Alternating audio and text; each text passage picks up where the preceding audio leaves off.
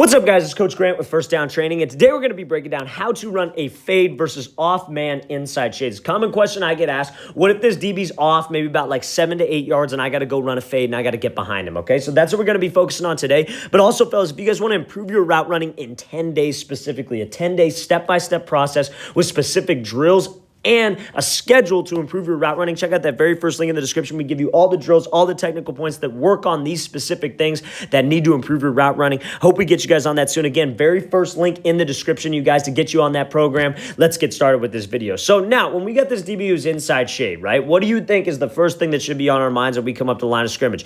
Don't just run to the outside, because what's going to happen if we just run to the outside? If Antonio Brown just takes off right here to the outside, I'm going to play this thing full speed, and then we'll break it down. So he does a great job of squaring him up, attacking that leverage, stemming him to the inside, and then creating enough space for himself for this quarterback to drop it right in the bucket, right? So now I come off the line here, or I come up to the line, I should say, and I see this kind of matchup. And if I got like an outside route, like a fade, or even like held like an out route, a corner route, I'm automatically thinking I want to square this dude up. I want to try to attack his midline. I want to force him to weave back to the inside, so I create all this space to the outside, and I could beat him with speed. And I could trust my speed there that I could get there, right? So now what a lot of guys do is the mistake that they'll make is they'll just run straight to the outside, as I was saying. So then what this DB is going to do, he's going to run with us. He's going to get hands on my hip, and he's going to force me to the sideline. This man coverage off man, right? This is like something that you'll see teams in high school. I don't necessarily agree with this. I think if you're going to go cover zero, you should be playing press, and you should be getting hands. But you see it commonly. You see it especially in like cover one, cover zero, where they're maybe bringing pressure at the quarterback.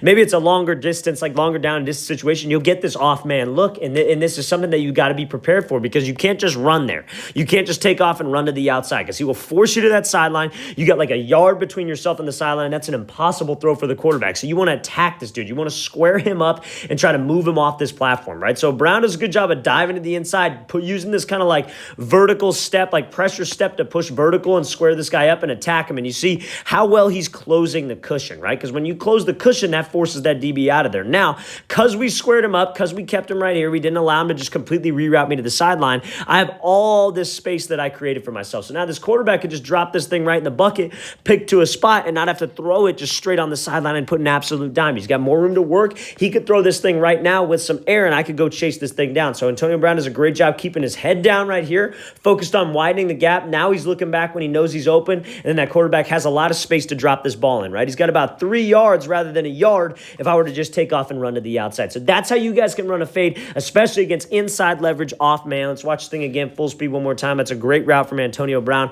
squaring him up, attacking his leverage, using that stem to get him to the inside, then making this play back outside. All right, guys, I really want to thank you for watching. I really appreciate it. If you guys have any questions at all, please leave those in the comments below. And also, again, if you guys want to improve your route running in 10 days, 10 days specific step-by-step process to become a better route runner, check out that very first link in the description, you guys. Hope we can get you guys on that soon. I'll see you guys next time.